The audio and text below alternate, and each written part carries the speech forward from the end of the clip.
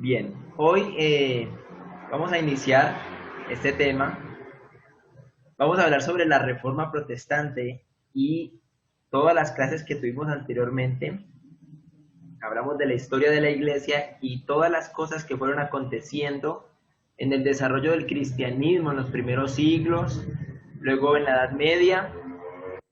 En este momento llegamos a una parte fundamental y muy importante en la historia de la Iglesia protestante, en la historia del cristianismo. La Reforma Protestante, con su lema post tenebras luz, que significa de las tinieblas a la luz, fue el lema que caracterizó a este periodo de tiempo porque fue el momento en el que ese oscurantismo en el que se encontraba la iglesia, por la iglesia cristiana, por la iglesia católica romana, está saliendo como esas tinieblas a la luz. Después de más de 1000 años, donde ese control católico romano estaba apoderado de la religión en todos los reinos y los imperios que había en esa época, ahora por fin, gracias a Dios y a la soberanía de Dios, están pasando a un tiempo distinto, que es lo que vamos a ver en esta noche sobre la Reforma Protestante. Vamos a ver qué es la Reforma Protestante, cómo se originó, cuáles fueron las causas y por qué es tan importante esta reforma para nosotros los creyentes, y no solamente para los creyentes, sino que es algo muy importante, es un evento muy importante en la historia que todas las personas deberían de conocer y estudiar, incluyendo católicos, incluyendo protestantes e incluyendo personas que profesen, digamos, otras religiones, porque esto es un paso fundamental y es un cambio fundamental en lo que el cristianismo estaba necesitando con urgencia en este momento. Entonces, sin más preámbulos, vamos a iniciar y obviamente vamos a empezar con este mapa que ven acá de Europa en el siglo XVI, es decir, en el año 1500, a partir del año 1500. Recuerden que en este momento Europa está saliendo de la Edad Media y está entrando a la Edad Moderna, que eso hablamos en nuestra clase pasada, la caída del Imperio bizantino, que fue en el 1453. Eso marcó el fin de la Edad Media y empezó a dar inicio a la Edad Moderna. O sea que aquí estamos en plena Edad Moderna.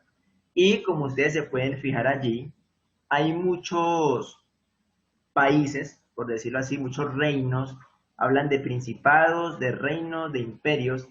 En ese tiempo no se llamaban todavía países, pero como ustedes pueden ver, más o menos ya tienen la imagen o la figura de lo que son los países de la actualidad. Podemos ver, por ejemplo, allí Francia, el reino de Francia, podemos ver la corona de Castilla, que es lo que hoy es España, reino de Portugal, Inglaterra, Escocia, aquí arriba, Gran Principado de Moscú, que es Moscú, sabemos que es la capital de Rusia. Entonces ya los países se están organizando para esta fecha, pero todavía había muchos reinos por allí, y uno de los más importantes, de los reinos más importantes en este momento, era el Sacro Imperio Romano Germánico, este que ustedes ven aquí, que ocupa lo que actualmente es Alemania. El Sacro Imperio Romano Germánico tenía mucho poder. ¿Y por qué es importante? Porque los estados pontificios, que es donde estaba el Papa, con toda la jerarquía eclesiástica, hacían parte o trabajaban en conjunto con el Sacro Imperio Romano Germánico. Era como una alianza que había allí. Entonces, eso lo tenemos que tener en cuenta porque ese Sacro Imperio Romano Germánico es el que vamos a hablar o a tocar más en este tema de la reforma. Bien, entonces tenemos tres personajes importantes. Hay tres personajes importantes en este acontecimiento que vamos a hablar de ellos. El primero es el emperador Carlos V. Carlos V era el emperador del Sacro Imperio Romano Germánico, pero al mismo tiempo era el rey de España. ¿Por qué? Pues resulta que los abuelos paternos de Carlos V eran los que pertenecían a esta dinastía del Sacro Imperio Romano Germánico. Y los abuelos maternos eran los reyes católicos de la Corona de Castilla. Entonces, él, en el año 1500, comienza, no en el año 1500 exactamente, sino alrededor del año 1521, 1520, él es el rey, se vuelve rey de la Corona de Castilla y al mismo tiempo el emperador del Imperio Sacro Romano Germánico, porque sus ascendientes tenían el poder y la corona. De hecho, también era sobrino de la reina de Inglaterra. Entonces, esas familias reales estaban todas unidas y este personaje era el que estaba en este momento, digámoslo, casi que con el dominio de toda Europa. Y aparte de eso, Carlos V, también a él se le sumaban todas las conquistas que la corona española estaba haciendo en América. Es decir, México, Centroamérica, Suramérica, todas esas conquistas que estaban haciendo ellos se le adjudicaban a Carlos V. Por lo tanto, era un emperador que tenía mucho, mucho poder. También tenemos a otro personaje aquí, importante, que es el Papa León X.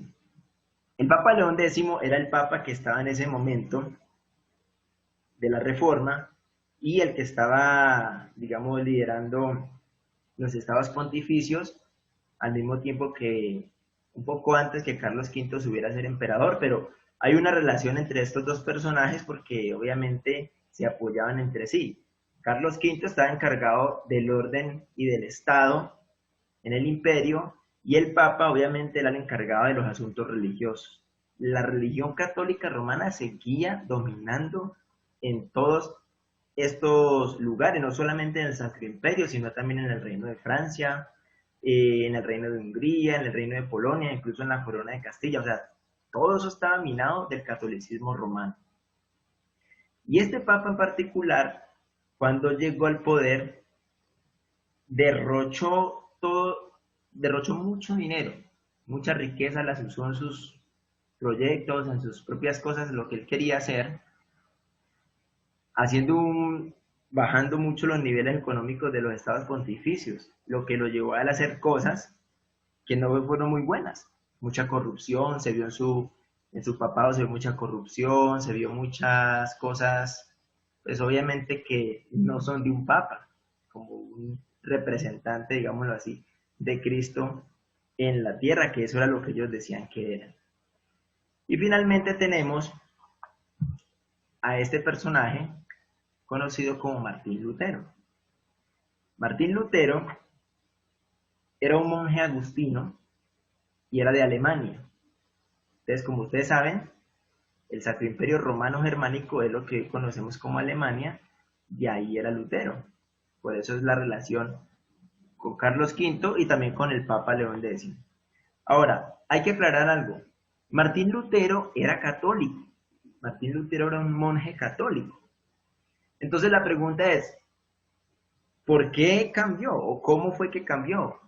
¿Cuáles fueron las razones o los motivos por los cuales él trató de cambiar su postura del catolicismo romano a querer reformar el catolicismo? Porque recuerden que por eso es que es reforma protestante. Porque lo que Martín Lutero quería hacer era que la iglesia fuera reformada, no cambiada, sino que fuera reformada y que se hicieran las cosas como debían hacerse. Pero antes de hablar de las causas de la reforma, vamos a ver un poco cómo fue que Martín Lutero se convirtió y por qué. Y para eso quiero que veamos un corto video, que voy a poner acá, en el que vamos a mirar cuáles fueron esos motivos que llevaron a Martín Lutero a cambiar, o qué fue lo que lo impulsó a él a ser distintos y a llevar adelante, obviamente, esa reforma protestante.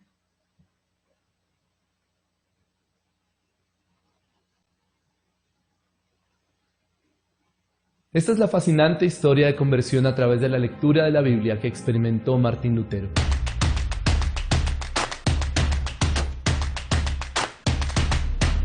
Martín Lutero dio sus primeros pasos en el ministerio como un fiel monje agustino. Posteriormente diría sobre este tiempo: fui un buen monje y cumplí las reglas de mi orden tan estrictamente que podría decir que si alguna vez un monje llegaba al cielo por su vida monástica, ese era yo. Todos mis hermanos en el monasterio que me conocieron bien lo respaldarían. Si hubiera seguido por más tiempo, me hubiera matado con vigilias, ayunos, lecturas y otras obras. La orden agustina era muy conocida por su disciplina. Los monjes descansaban y estudiaban en pequeñas habitaciones sin calefacción. Hacían votos de castidad, de obediencia y de pobreza. Todos debían participar en una misa diaria que empezaba a la 1 de la mañana, sesión que se realizaba 7 veces al día. Pero Lutero luchaba con crecientes sentimientos de duda y culpabilidad, así que buscó en su religión y a sus líderes para que le ayudaran con su culpa. Entonces se volvió a los sacramentos de la Iglesia, específicamente a la confesión. Pero la confesión se convirtió en un suplicio para Lutero y para sus confesores. El joven monje se confesaba frecuentemente, a veces a diario, y en ocasiones se tardaba hasta 6 horas en una sesión de confesión. Si la confesión no estaba resolviendo la culpa de Lutero, tampoco lo estaba logrando los ayunos. Posteriormente dijo sobre esto: ayuné casi hasta morir, porque una y otra vez estuve sin tomar una sola gota de agua o un bocado de alimento. Pero el contacto de Martín Lutero con las Sagradas Escrituras empezó a darle una salida de su angustia. Lutero formuló las preguntas correctas: ¿cómo puedo salvarme siendo Dios justo y yo injusto? Y recibió las respuestas correctas. Leyendo al inicio de la carta a los Romanos, el apóstol Pablo afirma que en el Evangelio la justicia de Dios se revela por fe y para fe, como está escrito: mas el justo por la fe vivirá. Antes, Lutero entendía que la justicia de Dios mencionada en este versículo se refería a su justicia activa y vengadora que castiga a pecadores, y por eso odiaba la justicia de Dios. Pero mientras meditaba en este pasaje, en lo que posteriormente Lutero llamaría la experiencia de la torre, luchando con el significado del texto, escribió: yo no amaba, sí, odiaba al Dios justo que castiga a pecadores, y en secreto, de forma blasfema, murmuraba continuamente contra él. Estaba enojado con Dios, y dije, como si no fuera suficiente que pecadores miserables, eternamente perdidos por su pecado original, sean aplastados por todo tipo de calamidades debido a la ley del Decálogo, sin que Dios esté añadiendo dolor tras dolor por el Evangelio, y a través de ese mismo Evangelio amenazándolos con su justicia e ira. Tal era mi furia y violencia por mi conciencia atribulada. De pronto, como si un rayo de luz divino hubiera alcanzado su oscuro corazón, Lutero comprendió el verdadero significado del texto. La justicia de Dios es recibida como un regalo únicamente por medio de la fe en Jesucristo. Luego dijo al respecto: al fin, por la misericordia de Dios, meditando día y noche, presté atención al contexto de las palabras. En el Evangelio se revela la justicia que proviene de Dios, la cual es por fe de principio a fin, tal como está escrito: el justo vivirá por la fe. Allí comencé a comprender que la justicia de Dios es aquello por lo cual el justo vive gracias al don de Dios, es decir, la fe. Y este es el significado. La justicia de Dios es revelada por el Evangelio, es decir, la justicia pasiva con la cual el Dios misericordioso nos justifica por fe, como está escrito: el justo vivirá por la fe. Entonces sentí que había nacido de nuevo por completo y que había entrado al paraíso a través de puertas que estaban abiertas. Lutero entendió que la justicia de Dios tenía 2 dimensiones. Por un lado, se trataba de una cara que exige que los hombres fueran justos y que anunciaba un juicio, pero por otro lado, poseía también un rostro salvífico que actuaba en los seres humanos mediante la fe en Cristo. El descubrimiento de esa doctrina provocó en Lutero un cambio definitivo. Así fue que Lutero entendió que el hombre pecador no es salvo por sus buenas obras. Más bien la justicia de Cristo es imputada a los pecadores solo sobre la base de la fe. Lutero llamó a esto una justicia ajena, es decir, no del hombre. Dicha justicia viene de fuera de él y es dada libremente por Dios. Gracias a su entendimiento de esta verdad, la justificación que solamente por la fe, sola fide, se convirtió en la esencia de la Reforma, es decir, la materia misma del Evangelio. Según el propio Lutero, semejante experiencia lo liberó de la ansiedad del temor del pecado y lo llenó de paz y sosiego. Lutero predicó esta verdad en un sermón histórico llamado Las dos clases de justicia. En esta valiente exposición afirmó: A través de la fe en Cristo, por lo tanto, su justicia llega a ser nuestra justicia y todo lo que Él tiene llega a ser nuestro.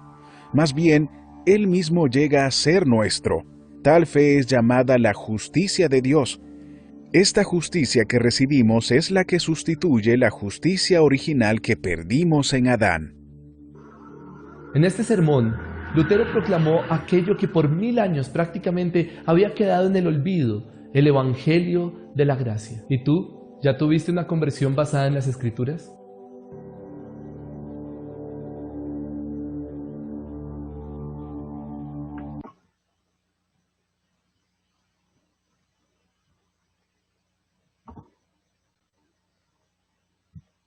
Listo.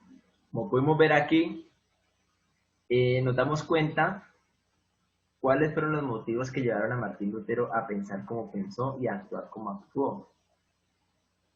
Y si nos fijamos muy bien, no solamente era que no estuviera de acuerdo con las cosas que se hacían en el catolicismo romano, sino también de que él descubrió por medio de la lectura de las Escrituras lo que realmente Cristo quiere de su iglesia.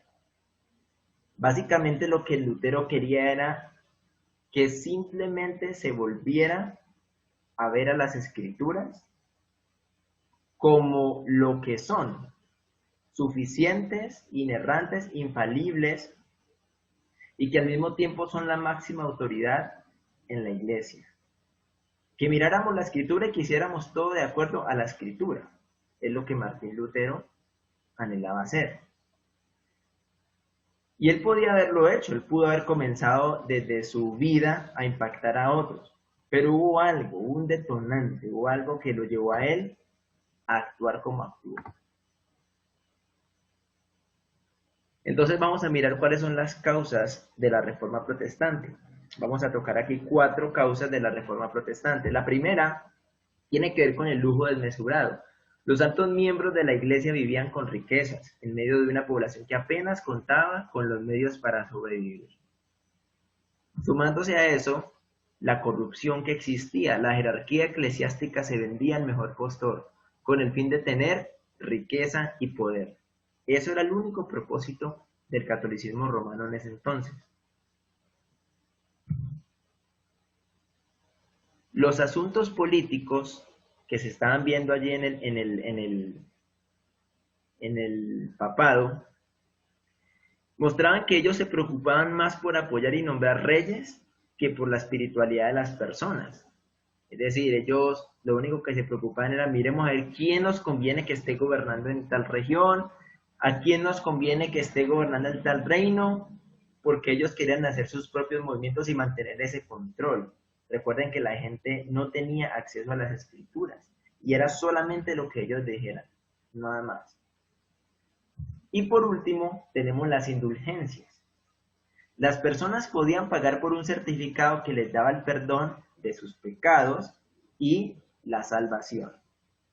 Entonces, todas estas cosas, todo este panorama, tanta corrupción, donde el Papa simplemente lo que quería era poder pasar por encima de cualquier persona sin importar su dignidad, no se preocupaban por guardar realmente una enseñanza cristiana, sino que en este caso, yo digo que el catolicismo romano estaba en un momento tan corrupto, que incluso yo creo que sería incluso más corrupto de los tiempos de Constantino. ¿Se acuerdan cuando él empezó a combinar el paganismo con el cristianismo?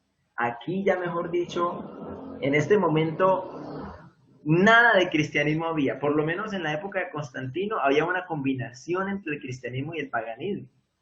Pero aquí por lo menos, o ya vemos que ni siquiera, o sea, nada de cristianismo puro de lo que se estaba enseñando en los primeros siglos lo podemos ver acá.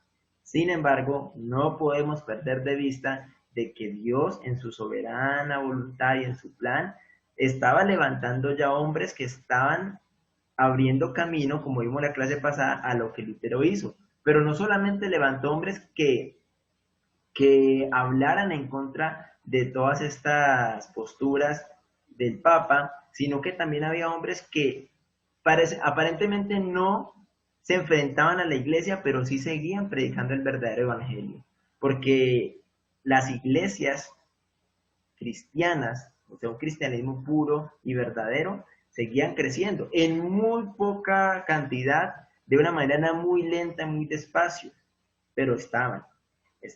Y eso es lo que tenemos que tener en cuenta. Ahora, Dios en su infinita misericordia y bondad decidió que en este tiempo se levantara este monje católico y comenzara a mirar y atacar más de frente a esta iglesia. Y si miramos, él era parte de este sistema. Y así como él, había mucha gente, créanme que había mucha gente que no estaba de acuerdo, pero no podían hacer nada. Dios empoderó a este hombre y lo llevó al punto de que él dijera las cosas como eran. Y eso motivó mucho a la gente. Pero una de las cosas que más lo molestó a él fue lo de las indulgencias. Porque el lujo desmesurado, la corrupción y los asuntos políticos era algo que se sabía que ellos hacían con frecuencia. Pero lo de las indulgencias fue algo que se empezó a practicar y eso sí fue, como decimos nosotros, la gota que derramó la copa. Porque resulta que ellos cobraban por esos certificados para otorgarle perdón a las personas que estaban, los que ya habían muerto e incluso los que estaban vivos todavía. Y entonces, aquí viene lo que detonó a Martín Lutero, lo que lo hizo hacer esa revolución tan grande en la Reforma Protestante.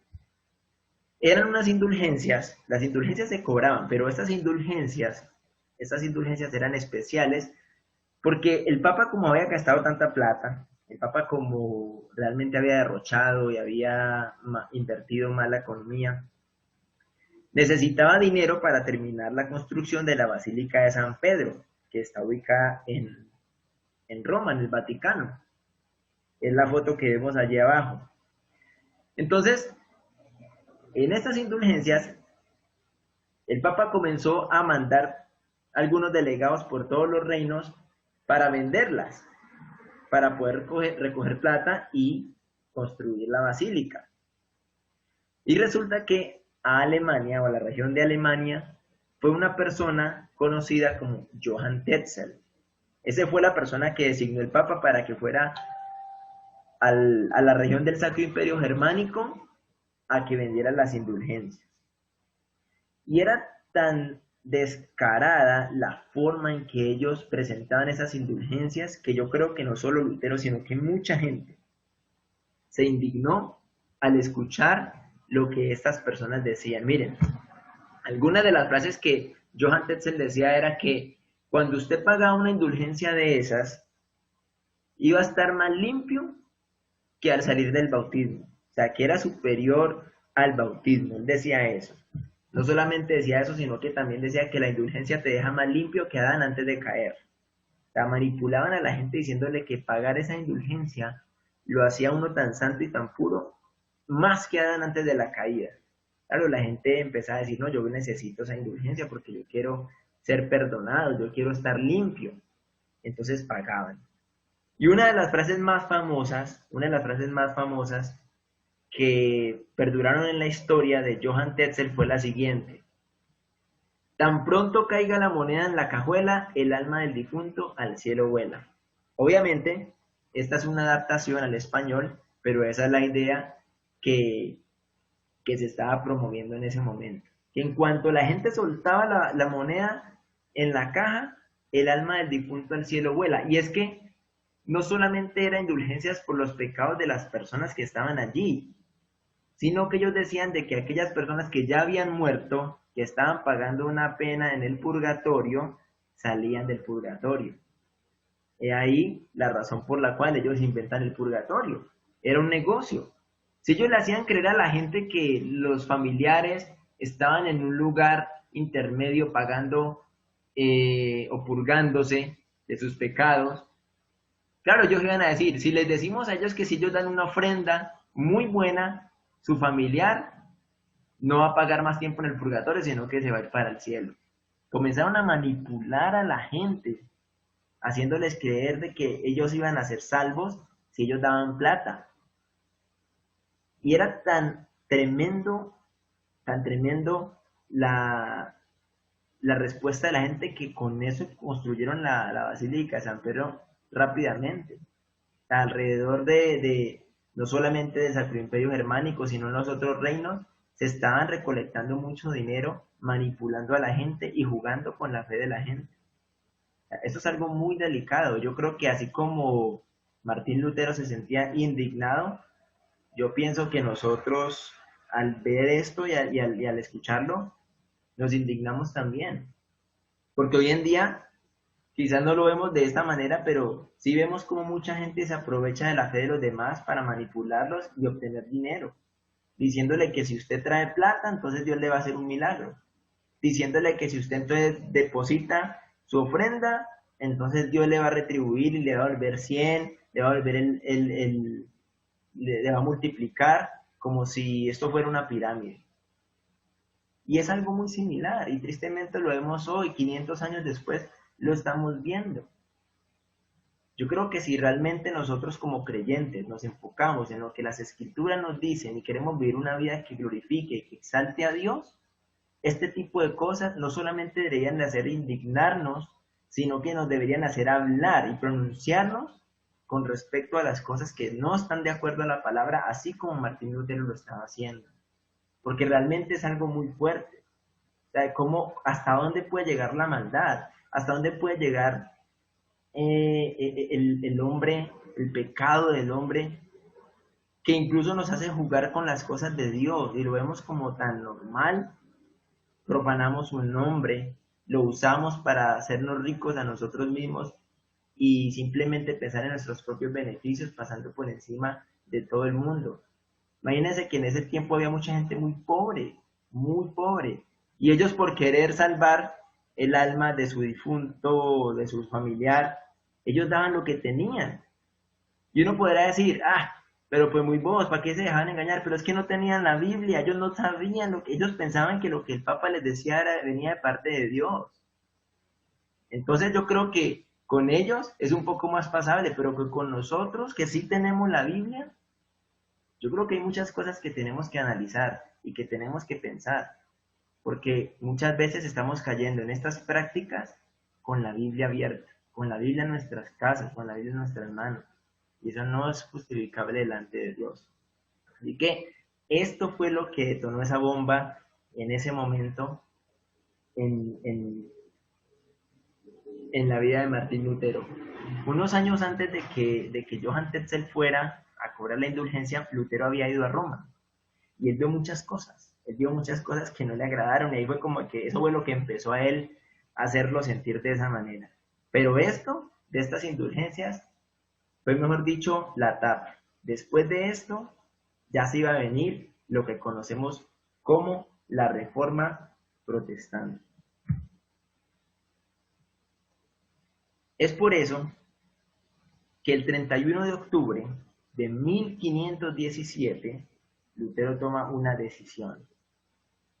Y precisamente mañana se cumplen 503 años de este acontecimiento, donde Martín Lutero, indignado y convencido por el Espíritu Santo y por la palabra de Dios, de que la salvación era solamente por la fe y no por obras, pone en las puertas de la Catedral de Wittenberg 95 tesis en contra de la Iglesia Católica. Él llega a la puerta de la catedral en Wittenberg, que era la ciudad donde él vivía, y escribe 95 tesis. Esas tesis, ahí sí como se ve en la imagen, son como, digamos, como pensamientos o puntos con respecto a lo que él creía de la Iglesia Católica en cuanto a su gobierno, en cuanto a cómo veía las cosas de Dios. Hoy en día esa forma de publicar esas tesis es lo que hoy conocemos como un panfleto, simplemente un papel, un escrito donde yo manifiesto cosas con las que no estoy de acuerdo y las pongo en la puerta de la catedral, que es donde toda la gente del pueblo iba a poder mirar. Entonces, Martín Lutero escribe 95 tesis donde está hablando y acusando al Papa y donde está diciendo cómo deben de ser las cosas de acuerdo a la palabra de Dios. Y rápidamente, mejor dicho, eso fueron cuestión de pocos días para que por toda Alemania estuviera rotando una copia de estas 95 tesis. Y es que Dios, en su infinita providencia y bondad y soberanía, al mismo tiempo que estaba pasando esto, levantó un hombre llamado Johannes Gutenberg que inventó la imprenta. Entonces eso fue una herramienta potente que ayudó a que esos escritos de Martín Lutero se propagaran tan rápido como el viento. Y todo el mundo comenzó a leer todas estas cosas que Martín Lutero pensaba sobre la iglesia. Y oído, no solamente Martín Lutero, sino muchas personas, como lo vimos en la clase pasada, John Huss, John Wycliffe, Savonarola, que también quisieron hacer lo mismo, pero que fueron asesinados, y otros que quizás por temor a ser asesinados no se pronunciaban, pero también estaban sintiendo lo mismo que estaba sintiendo Martín Lutero. Así que estas 95 tesis, cuando él las pega en la catedral de Wittenberg, al mismo tiempo él sabe que está firmando su sentencia de muerte. Él sabe que eso va a terminar, así como terminaron esos prereformadores como John Huss o John Wycliffe que fueron asesinados. Él lo sabía, él lo sabía.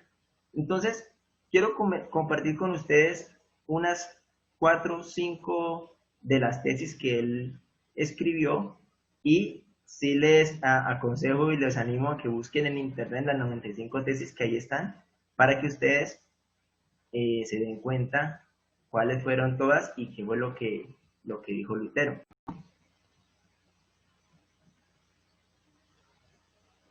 Miremos aquí, por ejemplo, la tesis número 27 dice: mera doctrina humana, predican aquellos que aseveran que tan pronto suena la moneda que se echa en la caja, el alma sale volando. 36. Cualquier cristiano verdaderamente arrepentido tiene derecho a la remisión plenaria de pena y culpa aún sin carta de indulgencias. La número 75. Es un disparate pensar que las indulgencias del Papa sean tan eficaces como para que puedan absolver, para hablar de algo imposible, a un hombre que haya violado a la Madre de Dios. Porque ellos decían que incluso alguien que hubiera violado a María tenía el perdón con esas indulgencias, tenía ese perdón. O sea, puede hacer un pecado así tan grave como ese, pero tenía perdón, pagando esa indulgencia. 82. Dice, por ejemplo, ¿por qué el Papa no vacía el purgatorio a causa de la santísima caridad y la muy apremiante necesidad de las almas, lo cual sería la más justa de todas las razones? Si él redime un número infinito de almas a causa del muy miserable dinero para la construcción de la basílica, lo cual es un motivo completamente insignificante. Y la 86 dice, del mismo modo, ¿por qué el Papa, cuya fortuna es hoy más abundante que la de los más opulentos ricos, no construye tan solo una basílica de San Pedro de su propio dinero, en lugar de hacerlo con el de los pobres creyentes?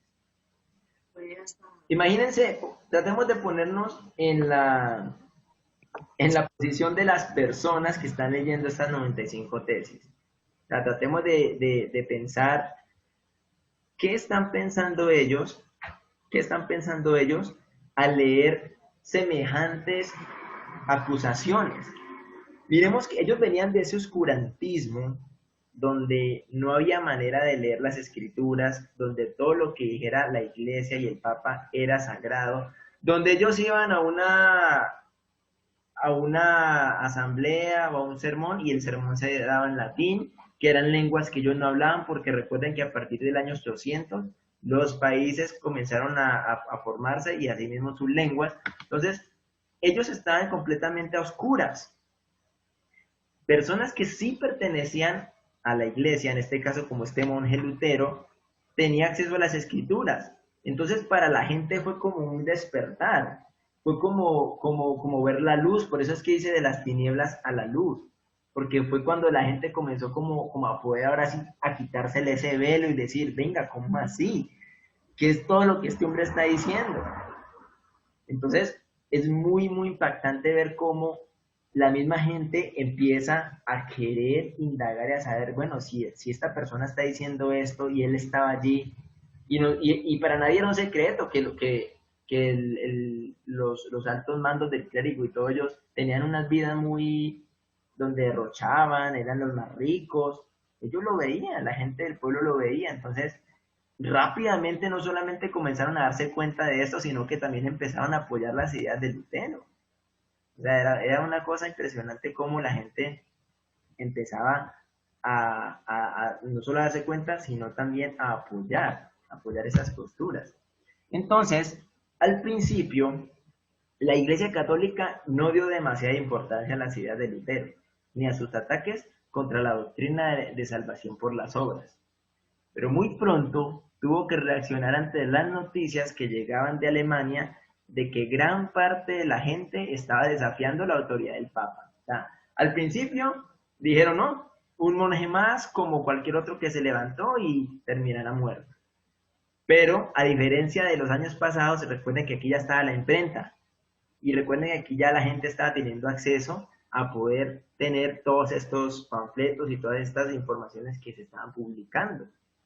Cuando el Papa se da cuenta que gran parte de Alemania está desafiando la autoridad del Papa, entonces ahí sí reaccionaron y prohibieron leer todos los escritos de Lutero, porque entre otras cosas, como estuvimos viendo ahorita en el video, no era cualquier persona, Lutero era muy estudiado, Lutero era una persona elocuente, era un profesor de teología y sabía bastante de las escrituras.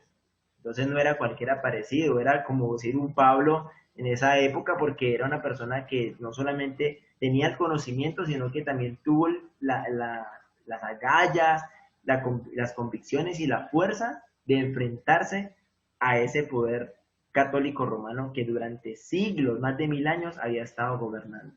Entonces, esto fue algo muy fuerte, pero la Iglesia Católica empezó a prohibir que la gente leyera los escritos de Lutero. Eso fue un arma de doble filo, porque cuando a la gente le prohíben algo, ¿qué hace la gente? Pues más rápido ahí lo hace. Cuando usted le dice a un niño no toque, eso mejor dicho lo mata la curiosidad, o no pruebe y él lo va a hacer.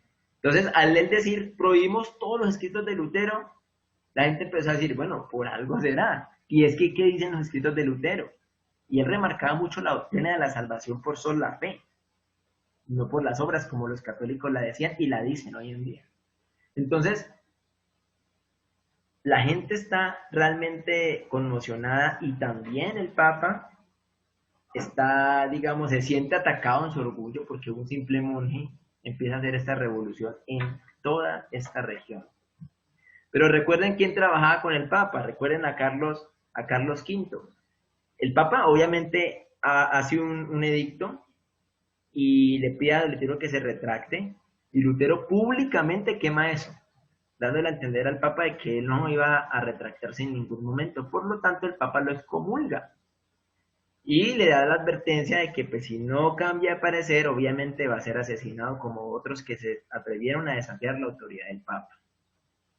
Pero ese mismo año en que lo excomulga, en el 1521, ese mismo año el Papa le pide a Carlos V, que es el emperador, que haga una asamblea donde lo cite y lo haga retractarse de todas las cosas que ha dicho y que ha enseñado. Y eso es lo que conocemos hoy en día como la dieta de Worms. Se llama así porque la dieta no es que sea una dieta de comida, sino que en esa época esa palabra se utilizaba en política como una asamblea, porque era de varios días, por eso se llama dieta, viene de la palabra dies, que es día. Y Worms era la ciudad donde se iba a hacer la asamblea.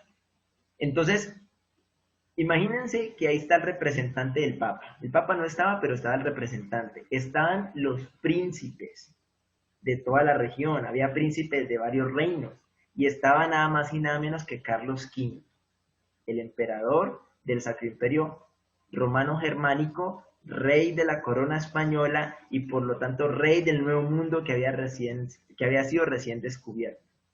No era cualquier persona. Y ahí está Lutero, enfrente de Carlos V, quien le hace dos preguntas. La primera pregunta le dicen, le ponen todos los escritos y los libros de él y los pergaminos, y le preguntan, ¿esos escritos son suyos? ¿Eso le pertenece a usted? Y él dice, sí. Segunda pregunta, ¿se retracta de todo lo que usted ha dicho en esos escritos? Dicen dos historiadores que Martín Lutero quería ir a la dieta de Worms porque él quería exponer su tesis, él quería exponer la salvación por la fe y por la gracia y quería mostrarle a la Iglesia Católica que tenía que cambiar, que tenía que reformarse, que tenía que volver a las Escrituras. Pero a él le dijeron, no, es que usted no vino aquí a debatir, usted vino aquí simplemente a responder sí o no a dos preguntas que le vamos a hacer. ¿Son suyos esos escritos? Sí. Segunda pregunta, ¿se retracta? Y miren las palabras de Martín Lutero. ¿Qué fue lo que dijo? Impresionante lo que él dijo delante de todos esos príncipes. A menos que no esté convencido mediante el testimonio de las Escrituras o por razones evidentes, ya que no confío en el Papa ni en su concilio, debido a que ellos han errado continuamente y se han contradicho, me mantengo firme en las Escrituras, a las que he adoptado como mi guía.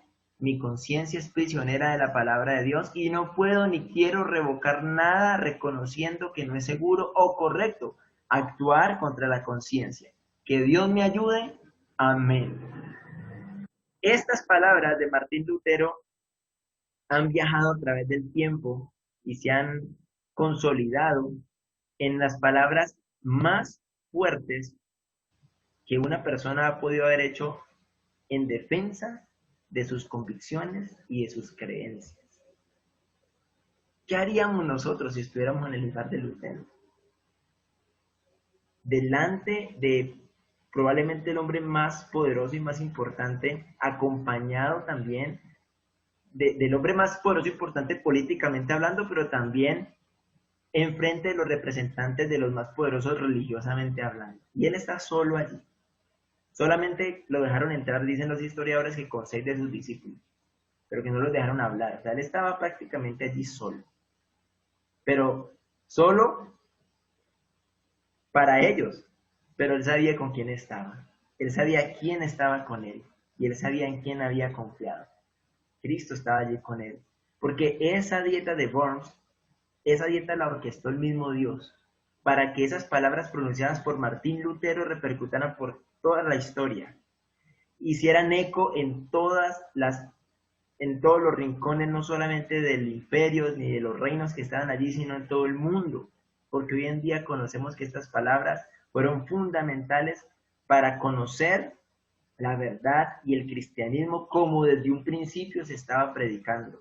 Recuerden que Lutero no quería cambiar las cosas, él quería que volviéramos a los orígenes, a las escrituras, a la era apostólica, a lo que los apóstoles enseñaron y a que fuera la palabra de Dios la máxima autoridad.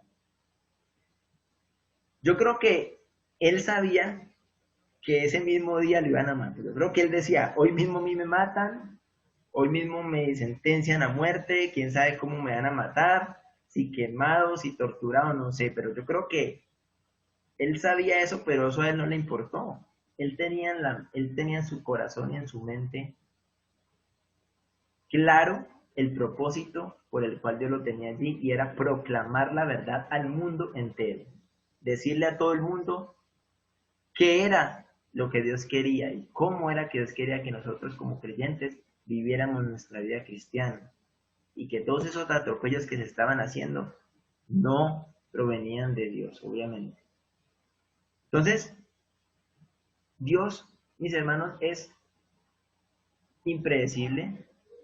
Nosotros no sabemos qué va a hacer, pero lo que sí sabemos es que lo que Él hace es bueno, es perfecto y es agradable.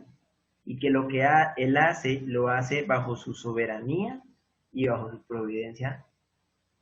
Durante toda la historia de la iglesia lo ha hecho y en este año no fue la excepción. Resulta que Lutero va a salir de Worms y va a ir a Wittenberg, que es la ciudad donde él vive. Pero él sabe que los días que le quedan son pocos. Él sabe que normalmente lo que el Papa va a hacer es que lo van a ejecutar por hereje. Mejor dicho, ahí podían haberle hecho miles de acusaciones por todo lo que dijo, por sublevarse, por rebelarse ante la autoridad papal, por decir todas las cosas que dijo, que siempre dijo la verdad. Entonces, cuando él sale de Worms, resulta que en el camino se encuentra una emboscada hecha por el príncipe Federico III, un secuestro simulado, donde llegan e interceptan el carruaje donde va Martín Lutero y lo encapuchan y se lo llevan, como si lo estuvieran secuestrando. Pero en realidad lo que hizo este príncipe fue una de las personas que estuvo en la dieta de Worms. O sea, era una persona de mucho poder. Ahí en esa dieta de Worms había mucho príncipe que estuvo de acuerdo con lo que Lutero dijo. Algunos con intereses propios, obviamente de desligarse del poder de Roma. Pero otros, como Federico III, probablemente lo estaba haciendo porque quería también seguir sus ideologías, que realmente eran las mismas ideologías de los apóstoles y del mismo Jesucristo, porque era un hombre que estaba viviendo todo conforme a las escrituras. Entonces, Federico III se lo lleva para el castillo de Wartburg, donde va a estar aproximadamente un año. ¿Qué hizo Lutero allá escondido en ese castillo? Él no perdió el tiempo. Obviamente no. Lo que Martín Lutero hizo fue traducir la Biblia, como él sabía latín, traducir la Biblia al alemán. En ese tiempo no existía ninguna Biblia en alemán. Y él se encarga en solamente 10 semanas, tradujo todo el Nuevo Testamento. En 10 semanas tradujo todo el Nuevo Testamento del latín al alemán, de la Vulgata latina al alemán. Y gracias a la imprenta nuevamente se propagaron todas las Biblias y todos los Nuevos Testamentos por toda la región y la gente comenzó a tener acceso a las escrituras. Esto es histórico, esto es increíble, porque ellos no tenían acceso a las escrituras. Ninguna persona común y corriente podía tener acceso a la Biblia, solamente los que pertenecían a la iglesia. Y los que pertenecían a la iglesia estaban todos regidos por lo que dijera el Papa, no por lo que dijera la Biblia. Entonces ellos comienzan a darse cuenta por las mismas escrituras que lo que Lutero enseñaba y lo que todos estos prereformadores enseñaron era cierto y era verdad, que la salvación no era por obras, que la salvación era por gracia, por medio de la fe. Esto fue el gran despertar en ese entonces. Esto trajo, mejor dicho, vida a muchas comunidades, a muchas iglesias que habían perseverado hasta esa fecha. Porque a partir de aquí, comienzan a pasar cosas realmente impresionantes. Miren, una de las cosas que comienzan a suceder es que los reinos, al ver la fuerza, cómo el imperio, perdón, la Iglesia Católica Romana, cómo fue perdiendo fuerza, entonces los mismos reinos que estaban ligados a ese dominio y al mismo dominio del Sacro Imperio Germánico Romano liderado por Carlos V se fueron desligando. O sea que esta reforma protestante lo que hizo fue que nacieran los estados modernos que hoy conocemos. Esto llevó a la gente a decir, no más, ya no nos vamos a dejar dominar ni gobernar por una sola persona, por sus ideales.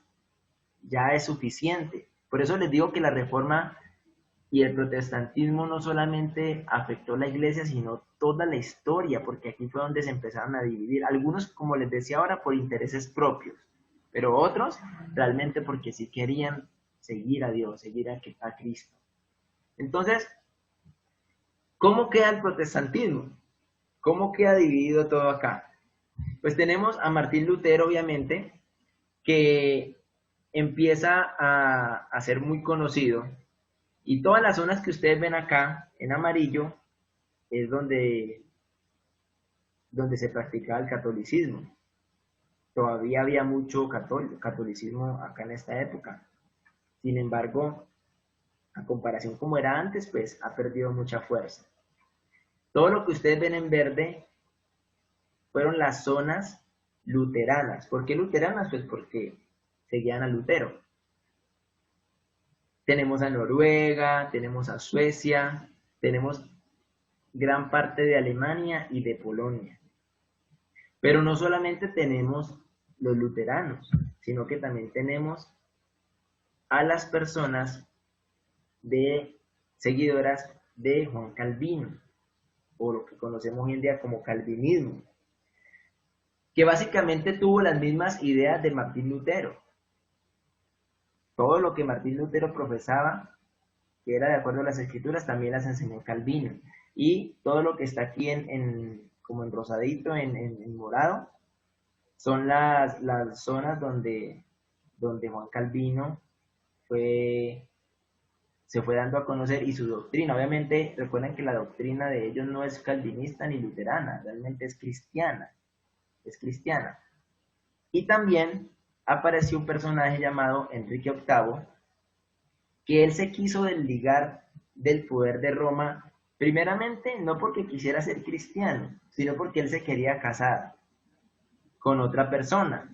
Su esposa, de la que se quería divorciar, era, como les dije ahorita, la tía de Carlos V. Carlos V no quería que él dejara a su tía, por lo que le pide al Papa que no permita ese divorcio. Como el Papa no permitió el divorcio, entonces Enrique VIII dijo, me desligo de la religión católica romana y me hago mi propia religión.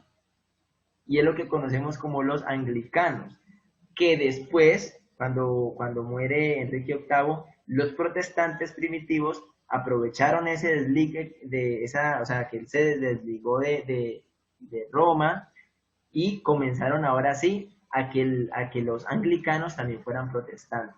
Es decir, luteranos, calvinistas y anglicanos, todos tenían las mismas raíces. Todos eran protestantes porque sus bases están en esa reforma protestante.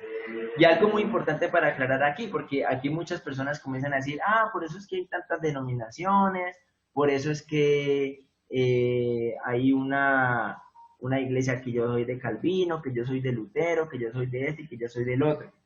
Y algo muy importante, que ellos mismos decían, palabras de Lutero, por ejemplo, Martín Lutero decía lo siguiente, él decía, ruego porque dejen mi nombre en paz, no se llamen a sí mismos luteranos, sino cristianos. ¿Quién es Lutero? Mi doctrina no es mía, yo no he sido crucificado por nadie. ¿Cómo podría pues beneficiarme a mí una bolsa miserable de polvo y de cenizas, dar mi nombre a los hijos de Cristo? Dejen, mis queridos amigos, de aferrarse a estos nombres de partidos y distinciones. Fuera a todos ellos y dejen que nos llamemos a nosotros mismos solamente cristianos, según aquel de quien nuestra doctrina viene. Entonces, vemos aquí, hermanos, que estas personas eran cristocéntricas y bibliocéntricas. Todo lo que las escrituras decían eran lo que ellos se ceñían y no querían hacer divisiones ni causar conflictos internos, sino que ellos simplemente querían que fueran cristianos. Obviamente, algunas personas van a seguir quizás las enseñanzas de otros. Por ejemplo, John Knox, es muy conocido, John Knox siguió las enseñanzas de Calvino. John Knox era escocés y cuando él regresa a Escocia, él fomenta el calvinismo y luego en Escocia nacen las iglesias presbiterianas, que es las iglesias que conocemos hoy como iglesias presbiterianas reformadas. Asimismo pasó en Inglaterra con el anglicanismo. El anglicanismo, con el tiempo, fue formando iglesias como la iglesia bautista, de allí salieron los puritanos. O sea, no es que sean denominaciones distintas, sino que son grupos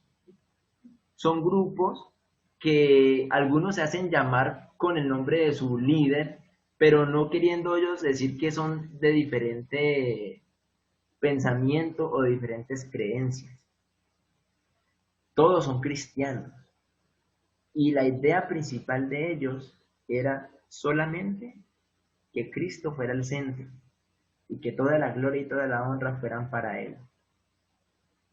El resumen de toda la reforma protestante se basó en lo que hoy conocemos como las 5 solas de la reforma, que eran esas 5 solas que veremos la próxima clase a más profundidad, son digamos, el eje central de la reforma protestante. Las 5 solas, ellos apelaban a que solamente era solo por la fe, solo por Cristo, solo por gracia, solo la Escritura, solo la gloria a Dios. En esas 5 solas se resumió toda la doctrina de la Reforma Protestante, que no es nada más y nada menos que la doctrina bíblica, que la doctrina apostólica. Así que, hermanos, démosle muchas gracias a Dios por todas estas personas que Él permitió que se levantaran. Démosle gracias a Dios porque hoy en día nosotros podemos tener acceso no solamente a todos estos datos históricos, sino a esa palabra que ellos mismos predicaban y profesaban. Entonces, que esto nos exhorte a que nosotros seamos cristianos que realmente estudiemos las Escrituras, que nuestra vida gire en torno a la palabra de Dios, porque lo que está en la Biblia es palabra de Dios, y es lo que Dios quiere que el hombre sepa de Él. La palabra de Dios nos lleva a Dios, porque nos permite conocer a Cristo, y también nos permite conocer quién es Dios y cómo es Dios. Así que la motivación es que nosotros realmente nos esforcemos y le pidamos mucho a Dios que produzca así el querer como el hacer por su buena voluntad, como dice su palabra, de que nosotros podamos regirnos de acuerdo a lo que la palabra nos dice, a lo que la Biblia nos enseña, que nuestra vida sea una vida que exalte y glorifique el nombre de Cristo y que podamos entender que hay muchas personas en el mundo que necesitan escuchar esa esperanza, que necesitan escuchar esa buena noticia de que hay una salvación, de que no es por obras, de que es solamente por gracia, solamente por la fe y solamente por Cristo. Eso nos lo dice toda la Escritura para la gloria de Dios.